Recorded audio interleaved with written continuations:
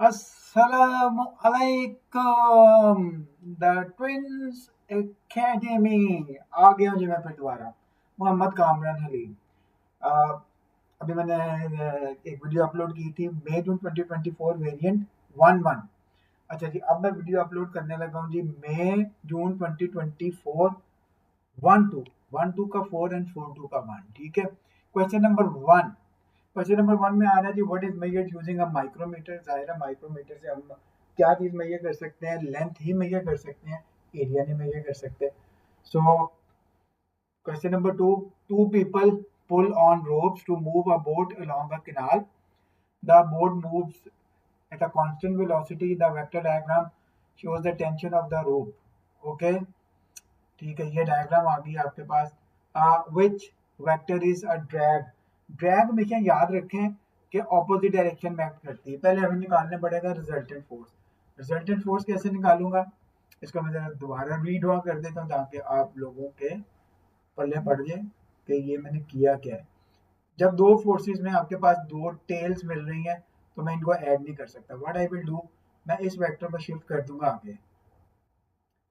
अब मेरे पास आ गया जी टेल, एक आ गया हेड, एक आ गई टेल, एक आ गया हेड। तो रिजल्टेंट मेरा बनेगा इस डायरेक्शन में कुछ। ठीक है, तो ये रिजल्टेंट फोर्स है जो उसको आगे लेके जा रही है, लेकिन उसने कहा ड्रैग फोर्स। ड्रैग फोर्स हमेशा रिजल्टेंट फोर्स के ऑपोजिट जाएगी, तो ये मेरे पास बनती है ऑप्शन ए। अच्छा जी, next question. The diagram shows the how the speed of the car traveling in a straight line changes with time. Which section will show the largest acceleration? Speed over time में होता है gradient, तो सबसे ज्यादा steeper कौन सी आपके पास नजर आ रही है जी, reason option A. So 3 option A is the correct answer. The man walks along a path from x to y. The diagram shows the path from above. आप ऊपर छत पे खड़े होकर देख रहे हैं, वो बंदा नीचे फिर ही जा रहा है। ठीक है, the man measures the distance he walk and then the time taken. उसने टोटल डिस्टेंस मेजर कर लिया और टोटल टाइम नोट कर लिया जी। तो total distance over total time क्या होता है प्यारे बच्चों, ये होता है हमारे पास एवरेज स्पीड। ठीक है, total distance over total time, यही से आपको पता चल जाना चाहिए। Which property of an object determine its resistance to change from its state of rest or motion. The reluctance to the object from its state of rest or motion is called as inertia. तो ये basically inertia हमेशा किस चीज से relate करता है, इसके mass से रिलेट करता है। Option A. क्वेश्चन नंबर 6 ये रिपीटेड क्वेश्चन में से डायग्राम उन्होंने नहीं ऐड कर दी, बाकी तो सारा वही था। कहते जी the mass of the moon buggy. एक बग्गी वो होती है जिसमें तगड़ तक धुले जाते हैं, ये बग्गी वो है जो रिसर्च वर्क के लिए इस्तेमाल होगी। है ठीक है, अर्थ इज 210 kg। अच्छा कि मैथ तो चेंज नहीं होता जी, अर्थ के ऊपर इसका मैथ है 210 kg। ग्रेविटेशनल फील्ड स्ट्रेंथ है मून के ऊपर 1/6। तो वेट निकालना है, वेट होता है W = mg। लेकिन प्रॉब्लम ये है कि मेरे पास ग्रेविटेशनल फील्ड स्ट्रेंथ मून के डायरेक्ट नहीं गिवन, अर्थ के गिवन है, और ये गिवन था कि वो उसका 1/6 है, तो 1/6 9.8/6 होता है 1.6, सॉरी 1.333 आना है, 1.6 नहीं, ये 1.33। सो मैं इसको इससे मल्टीप्लाई कर दूंगा। सो मल्टीप्लाई करके देखते हैं, 210 इंटू 1.333, ये आंसर बनता है जी 2,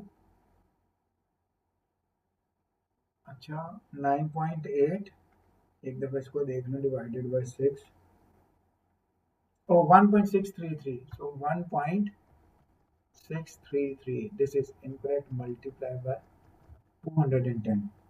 अभी सोच रहा हूँ उन ऑप्शन में से कोई ऑप्शन आ क्यों नहीं रही। 343, तो इसके नियरेस्ट आपके पास कौन सा आ जाता है जी, option D. So question number 6 option D is the valid option. Car travels along a road, the force on the car due to engine यानी फॉरवर्ड थ्रस्ट है 800। अब वो कह रहे थे कि आपने बैकवर्ड में आर की वैल्यूज लगाते हैं और बताएं क्या होगा। अगर फॉरवर्ड फोर्स और बैकवर्ड फोर्स इक्वल है तो ये कांस्टेंट वेलोसिटी से मूव करेगी।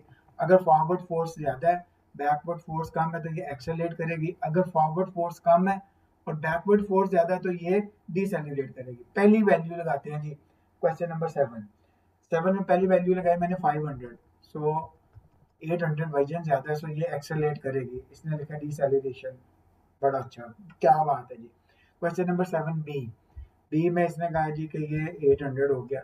जब फोर्सेस बैलेंस होती है तो एक्सेलरेशन नहीं होता, एक्सेलरेशन जीरो होता है क्योंकि ऑब्जेक्ट मूव कर रहा होता है with constant velocity. Option B गया 900। Now backward force is greater than the forward force, so deceleration, option C. Question number 8. Four of the gravitational forces that acts between the object in the solar system are listed below. The force on the moon due to the earth, and earth due to the sun, earth due to the moon, moon due, कहते हैं जी Newton third law. Third law होता है जी action is equal to reaction. Ball ball के ऊपर force apply करेगी। जब एक बॉल की बात करते हैं और एक बॉल की बात करते हैं, so ball on ball and wall on ball. तो इसमें आप देखेंगे कौन सी ऑप्शन पी एंड क्यू आपके पास वैलिड ऑप्शन है, या आपके पास P and Q. Force on moon due to earth, force on earth नहीं, ये दोनों सेम होने चाहिए जी। Moon on earth and earth on moon, so P and R, so ये ऑप्शन बी बनती है जी। अच्छा जी, box is moved up from, ये इस डायरेक्शन में जा रहा है जी। तो फ्रिक्शनल फोर्स का है, फ्रिक्शनल फोर्स हमेशा करेगी उसके ऑपोजिट डायरेक्शन में, so option C is the valid option. Question number 10 पे चलते हैं जी। The graph shows the extension of the four different threads depend on the load attached, which thread is the most difficult. यार सबसे ज्यादा difficult वो object होगा जिसको स्ट्रेच करना जो है ना वो सबसे मुश्किल काम होगा, यानी जिसमें एक्सटेंशन सबसे कम होगी। और लोड एंड एक्सटेंशन ग्राफ होता है हमेशा straight line with in the elastic limit, ठीक है, प्रोपोर्शनैलिटी लिमिट। सो बी गया और सी गया। अब ए और डी में से देखें, अगर लोड मेरा सेम है तो ए तो बहुत ज्यादा स्ट्रेच हो रहा है और डी कम स्ट्रेच हो रहा है according to this value along y axis. So ये स्ट्रेच करना मुश्किल होगा। Question number 11। 11 में आपके पास आ रहा है जी, a satellite orbit a planet in a circular path, it has a constant speed, centripetal force हमेशा एक्ट करती टुवर्ड सेंटर। ये सैटेलाइट है, ठीक है, तो इसके ऊपर फोर्स एक्ट करेगी टुवर्ड सेंटर यानी इस डायरेक्शन में, और ये डायरेक्शन किससे रिप्रेजेंट की जा रही है, एरो डी से। सो क्वेश्चन नंबर 11 का आंसर आपके पास आता है option D. Question number 12, f1 into d1 equal to f2 into d2, so 5800 into 2.3 divided by 2300 that is equal to d2।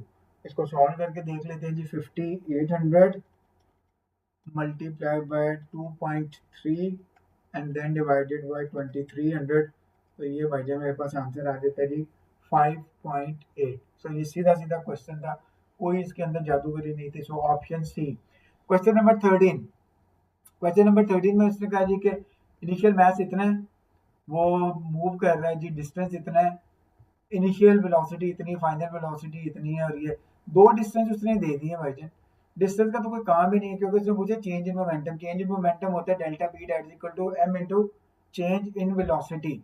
तो चेंज इन वेलोसिटी आपके पास होता है फाइनल माइनस इनिशियल, तो 35 माइनस 25 बन जाता है 10। 10 10 को आप फिर मल्टीप्लाई कर दें 750 से, 7500, ये आंसर आ जाता है ऑप्शन ए।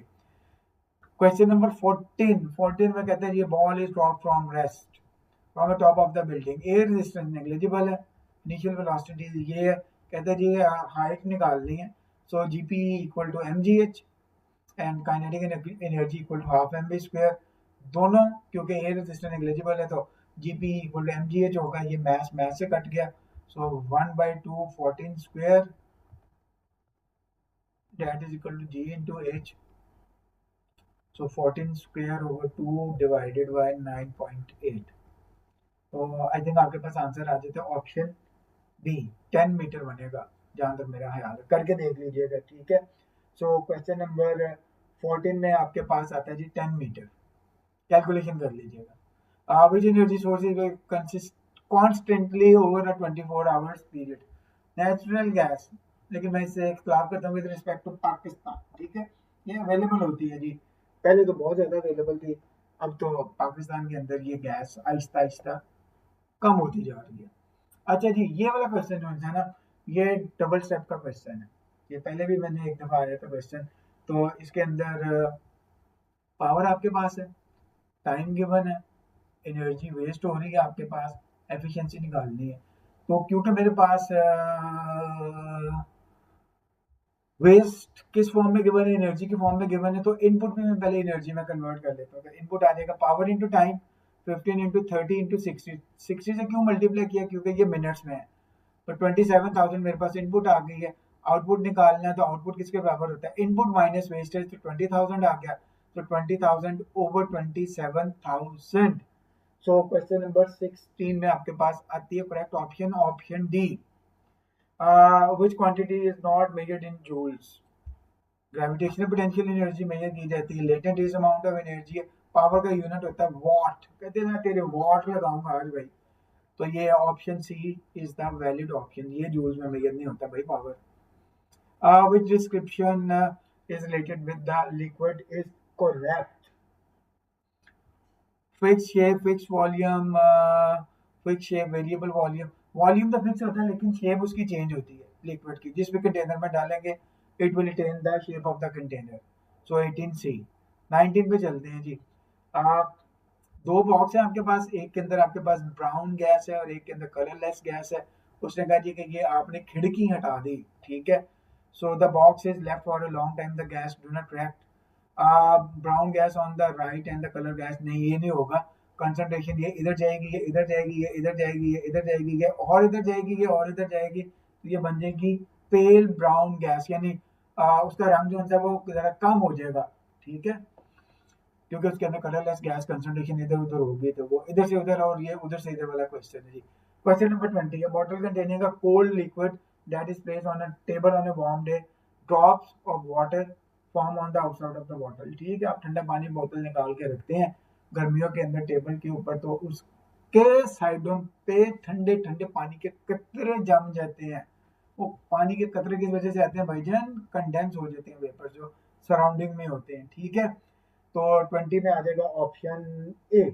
क्वेश्चन नंबर 21 पे चलते हैं जी। Specific heat capacity, the amount of heat energy which is required to convert 1 kg of the liquid, solid or gas and there is a change in temperature of 1 degree centigrade। तो definition याद कर लेंगे, ये question number 21 हो जाएगा। Which statement above the infrared radiation is the correct? infrared radiation transverse range होती हैं, speed of light से ट्रेवल करती हैं, वैक्यूम में भी ट्रेवल करती हैं। So in a vacuum infrared radiation travel at the speed of light. So longitudinal wave नहीं होती, ठीक है, उनकी फ्रीक्वेंसी कम होती है। 22 के बाद आगे 23। हाँ ये सवाल अच्छा है, इससे पहले इस तरह का क्वेश्चन नहीं आया। Speed of sound in air is 330 metre per second, which sound is classed as ultrasound. उसकी रीजन ये, क्योंकि ये वाली जो ऑप्शन है ना आपके पास, नन ऑफ अबव, ये मैंने तो अपने लाइफ में ना कभी भी ओ लेवल्स के क्वेश्चन में नहीं देखी, तो ये इसलिए डिफरेंट क्वेश्चन है कि फर्स्ट टाइम उन्होंने ये पूछा जी नन ऑफ अबव। तो 2024 1-2 में ये ऑप्शन आई है। सो क्योंकि ये मेरे पास सारा डाटा गिवन है जी सेंटीमीटर में, और ये स्पीड गिवन है मीटर पर सेकंड में। पहले मैंने स्पीड को कन्वर्ट करना है सेंटीमीटर पर सेकंड में, फिर मैं कन्वर्ट कर लूंगा जी, फ्रीक्वेंसी निकाल लूंगा हर एक स्टेप में। अल्ट्रासाउंड की फ्रीक्वेंसी होती है ग्रेटर देन 20,000। मैंने हर एक के लिए फ्रीक्वेंसी कैलकुलेट कर ली, f that is equal to v over lambda, लेकिन ये कन्वर्जन सबसे पहले करनी है। तो 132 हर्ट्ज, 1320 हर्ट्ज, 13,200 हर्ट्ज, तो ये सारी जो है वो अल्ट्रासाउंड की फ्रीक्वेंसीज नहीं है। सो इसका आंसर आ जाएगा जी none of above. The diagram shows the light from a distinct object forms an image on a normal eye। Normal eye में हमेशा इमेज बनता है रेटिना। सो ऑप्शन ए, सीधी ऑप्शन, कोई इसके अंदर सोचने वाली बात नहीं थी। Question number 25। 25 में आपको कलर का वो याद रखना जी, इंक्रीजिंग वेवलेंथ, वेवलेंथ सबसे ज्यादा होती है रेड की, रॉय जी बेब, तो सबसे ज्यादा वेवलेंथ है जी रेड की, ठीक है। रेड है, फिर येलो है, फिर ग्रीन है, red yellow green and blue. तो option A is the valid option. तो ये याद करने से रिलेटेड है। 26 पे चलते हैं जी। 26 में आपके पास आ गया जी मैग्नीफाइंग ग्लास। मैग्नीफाइंग ग्लास में इमेज बनता है जी वर्चुअल। सो वर्चुअल इमेज आपके, क्योंकि वो उसी साइड पे बनता है जिस साइड पे ऑब्जेक्ट होता है, या तो ऑप्शन सी है या ऑप्शन डी। मैग्निफिकेशन की definition, the ratio of image length to the object length, so option C. So properties and definition. Which application is not used for the ultrasound? Ultrasound से भाईजान हम water कभी भी sterilise नहीं करते, बाकी सारा काम कर लेते हैं। Correct for the PD, PD होता है work done over charge, definition, so option C 29। The diagram shows the 5 electrical circuits, सारे आइडेंटिकल हैं, two two two two parallel parallel parallel parallel, ये दोनों सीरीज में है, ये दोनों पैरेलल में है। तो कहते हैं जी कौन सी रेजिस्टेंसेस इक्वल होंगे, parallel parallel parallel parallel, so option A, question number 29। Question number 30 पे चलते हैं जी। Use heating effect, heating effect hair dryer में यूज किया जाता है, पंखा तो नहीं ना भाई गर्म हवा देता, ठीक है, उसको इफेक्टिवली हम यूज किस में करते हैं, हेयर ड्रायर में, अपनी जुल्फें सुखाने के लिए। अच्छा जी, किलोवाट आवर में कन्वर्ट करना है जी आपने, किलोवाट आवर एनर्जी का यूनिट है, एनर्जी होता है पावर इनटू टाइम, पावर है 1000 वाट, उसको किलोवाट में कन्वर्ट करना है तो 1000 से डिवाइड कर दें, आवर्स में 30 को 60 पे डिवाइड कर दें तो 0.5 किलोवाट आवर इसका answer. Which safety precaution must be taken when wiring an electrical kettle that has a stainless steel outer casing?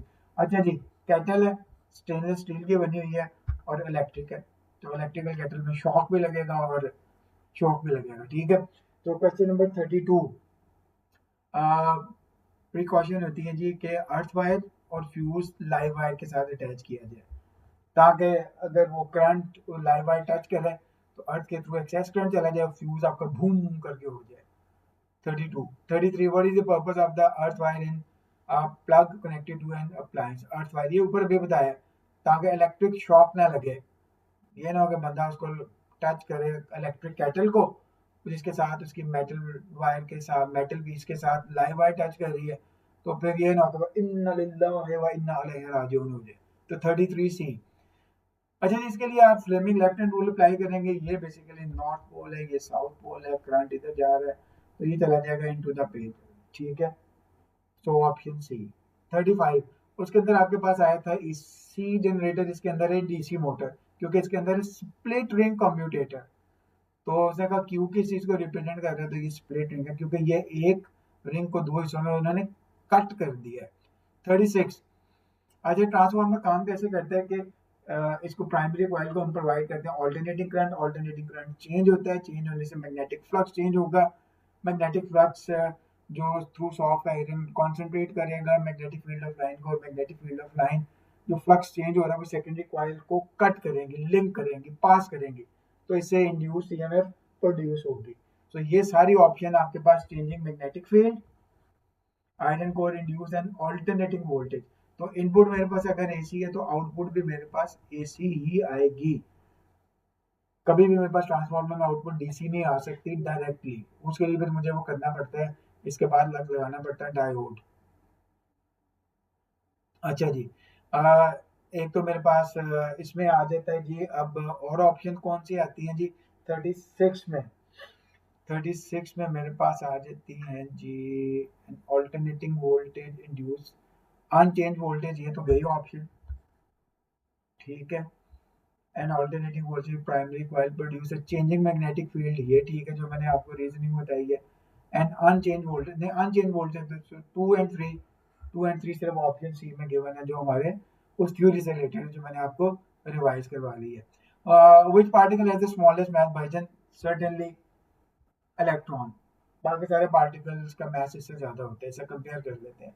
Which two atoms are the isotope, isotopes में नंबर ऑफ प्रोटॉन सेम रहते हैं लेकिन number of neutrons होते हैं वो different होते हैं, तो 14 14 इसमें है, सो 2 एंड 4, 2 एंड 4 इसमें बन रहा है जो ऑप्शन सी में, तो 38 में ऑप्शन सी आ गई।